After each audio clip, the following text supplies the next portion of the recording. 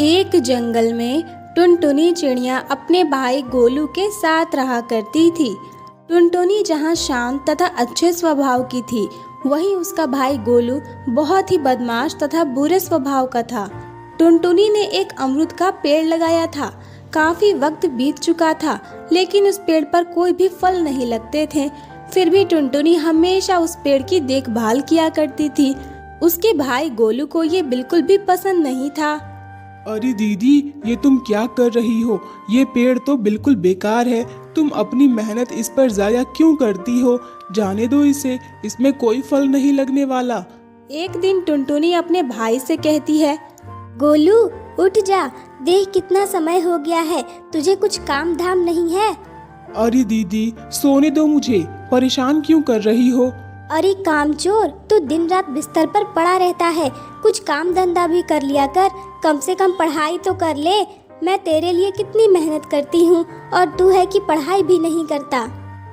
दीदी, तुम्हें मैंने तो नहीं कहा ना कि मुझे पढ़ाओ लिखाओ, तुम फिर महान क्यों बन रही हो?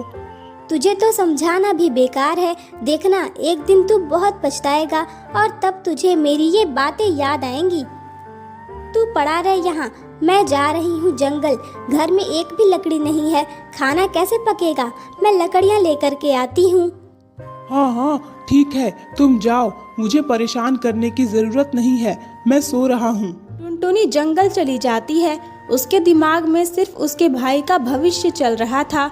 हे भगवान, आखिर मैं गोलू को कैसे समझाऊं? जब तक उसे बैठे बैठे खाने को और ज़रूरत के हिसाब से पैसे मिल रहे हैं, तब तक उसे पैसे की अहमियत समझ नहीं आएगी। मुझे ही अब कुछ करना पड़ेगा। रात हो जाती है, परंतु टुनटुनी घर नहीं जाती। तब गोलू को चिंता होने लगती है। दीदी तो सुबह जंगल गई थी, अब तक वापस क्यों नहीं आई? क्या बात हो गई? दीदी ठीक तो होगी ना? इतनी रात हो गई है, क्या मुझे उसे ढूंढने के लिए जाना चाहिए? इस तरह सुबह हो जाती है। तब टुनटुनी की सहेली गोलू के घर आती है और उससे कहती है, अरे गोलू, मुझे ये सुनकर बहुत दुख हुआ कि टुनटुनी अब नहीं रही। वो मेरी सबसे अच्छी सहेली थी। क्या? ये आप कैसी बातें कर रही हो? मेरी दीदी को क्या हुआ है भला? वो बिल्कुल ठीक है। मैंने सुना वो जंगल गई थी और वहाँ उसे जंगली जानवर खा गए। खैर, ईश्वर को जो मंजूर था वो हो गया। अब तुम अपना ख्याल रखना, मैं चलती हूँ यहाँ से। ये सुनकर गोलू के पैरों तले जमीन ही खिसक जाती है। उसे अपनी बहन के साथ हुई बहस याद आती है। दीदी, मुझे माफ कर दो, तुम्हारी आखिरी पलों में भी मैंने तुमसे बुरे तरीके से बात किया। मैं तुम्हें नहीं बचा सका। काश मैं आलस नहीं करता और तुम्हारी जगह जंगल चला जाता, तो आज जो भी होता मेरे साथ होता, लेकिन तुम जिंदा होती। अब गोलू अपनी बहन को याद करके अमरूद के पेड़ के साथ वक्त बिताता। मैंने दीदी को कभी भी कोई खुशी नहीं दी, भाई होने का कभी कोई फर्ज नहीं निभाया। वो इस पेड़ से बहुत प्यार करती थी। अब मैं इस पेड़ की सेवा करूंगा ताकि मेरी दीदी को अच्छा लगे। अब कुछ दिन इसी तरह बीत जाते हैं। गोलू के घर का सारा राशन खत्म हो गया था। अब मैं क्या करूंगा? मेरे पास तो पैसे भी नहीं हैं, मैं क्या खाऊंगा?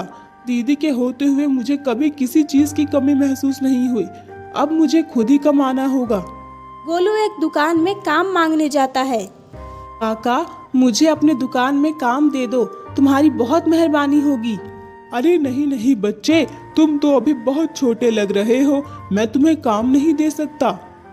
इस तरह गोलू को कोई काम नहीं मिलता। तभी वहाँ एक सेठ आता है। क्या बात है दुकानदार जी, ये बच्चा क्या मांग रहा है तुमसे?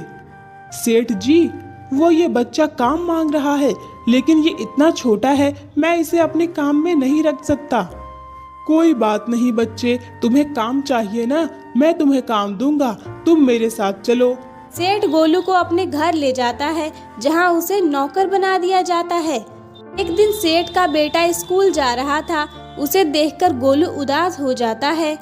एक समय था जब मेरी दीदी भी मुझे स्कूल भेजा करती थी, लेकिन मैं नहीं जाता था। आज मुझे अपनी गलती समझ आ रही है।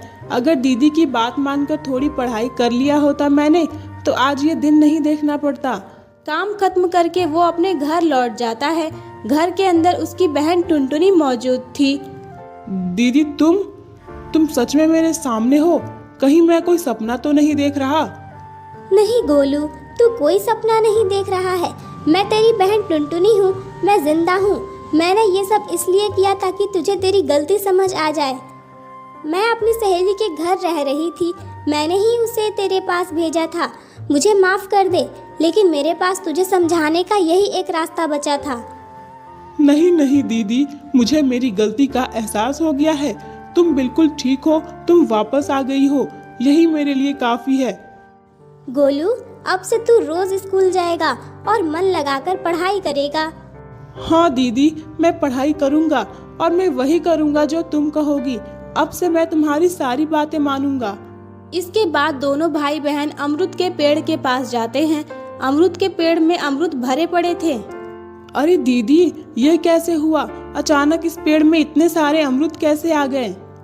मुझे नहीं पता गोलू, मुझे लगा मेरे जाने के बाद इसमें फल लगने शुरू हो गए होंगे। नहीं दीदी, आज सुबह तक तो इसमें कोई भी फल नहीं था। दोनों इस तरह बातें कर रहे थे, तभी वो पेड़ बोल पड़ता है। ये सब गोलू के कारण हो पाया है। उसने मेरी खूब सेवा की है।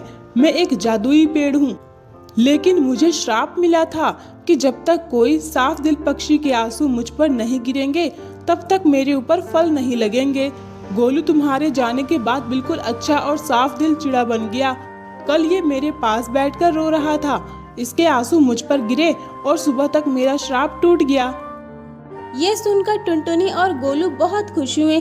दोनों भाई बहन अपने जादुई अमरूद के पेड़ के साथ खुशी खुशी रहने लगते हैं।